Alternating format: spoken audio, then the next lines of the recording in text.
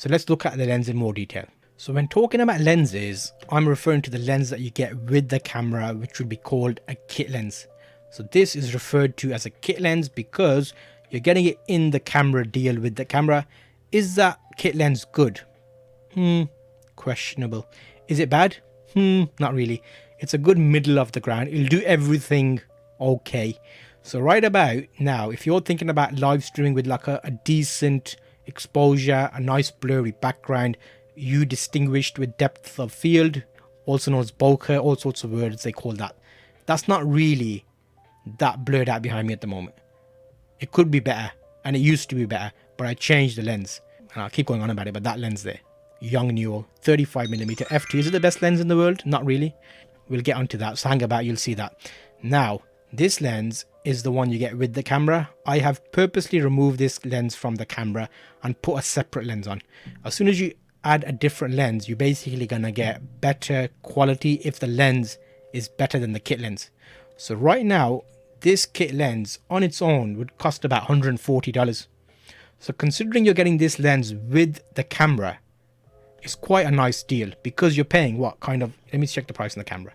You're looking at a camera would be about $750-ish. So take off $140, you're left with what, 600? Kind of, 750, yeah. So 600 for the camera. So for a camera itself, would it be better to buy a camera on its own and buy a separate lens? That's where you're going to get a bit more thrifty.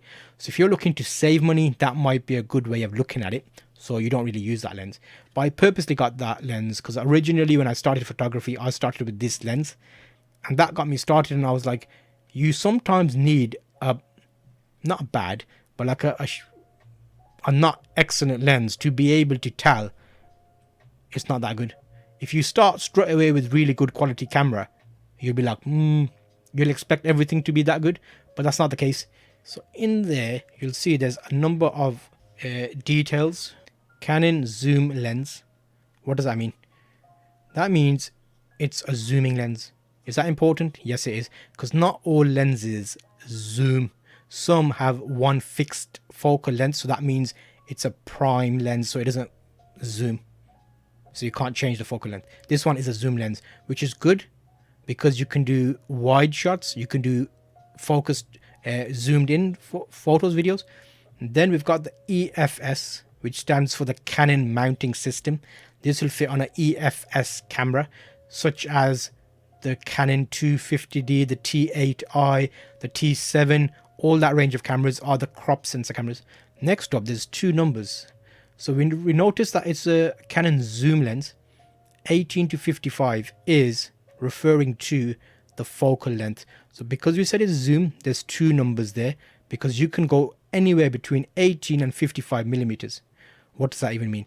So right now, this is 35 millimeters, which means you can see me push my hands out. 50 would be something like that. So you wouldn't see everything out there. You only see like that kind of style. So with this one lens, I could get a wide shot. And then if I wanted to do a closer tight in one, I'll just zoom in. And it let me zoom in to get a tighter shot. So in that example, it's good.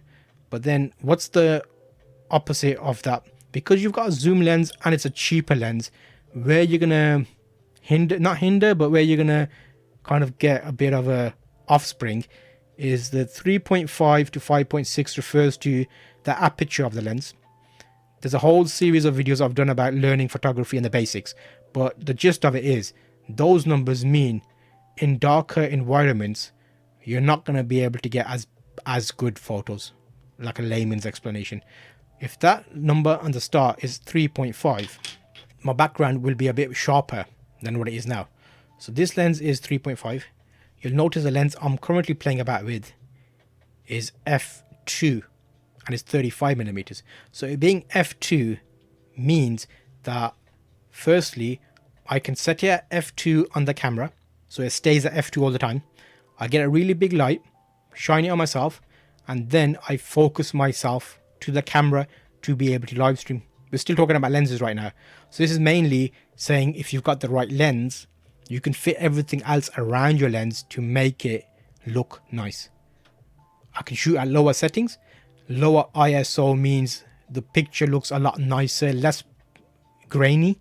If you've seen some video or live streams that is very grainy, is one of two reasons. So you'll see that this would be 3.5. If I put this onto the camera as it is now, like a straight swap, it'll basically get dark because this camera cannot go down to that level of light entry that the current lens is allowing me, which then means I have to compensate with more light, but then it'll be a bit sharper because the numbers are different. So in this example, there's a few things to think about when looking at lenses, but ideally, if you can get a lower aperture lens, something I use a lot is the 50mm 1.4. That works very nicely because it gives you a blurry background, basically. And it's not that expensive, it's like $400 to $500 range. So that would be a good lens to get as a starter. The only issue there is 50mm. So you have to put your camera further away because it's going to be obviously zoomed in. So that's lenses. That was a quick overview of live streaming and the gear you need. You'll be pleased to know if you go over onto Google and search Zulf photography, you can actually find the website where you can get a free course. So you click join free, you basically swipe, put your name and your email address in here, and as you swipe up, you'll see what you can get here. It's basically a free course, free overlays for live streaming. As soon as you put your name and email, you get an email sent out to your inbox. So click on show pictures, scroll up and it'll say, hello, thanks for joining. It's not going to be spam. It's basically just me giving you information about frequently asked questions, live streaming, and also a free photography course. So when you go into that, you'll get a link. You can play all these videos. They're free to view, and you can actually get information about cameras, photography, setting them up in the right way. I'm always updating it, so you'll get the latest information by clicking play. So that'll give you that information. And there's another video here that you can click and see you on that next video.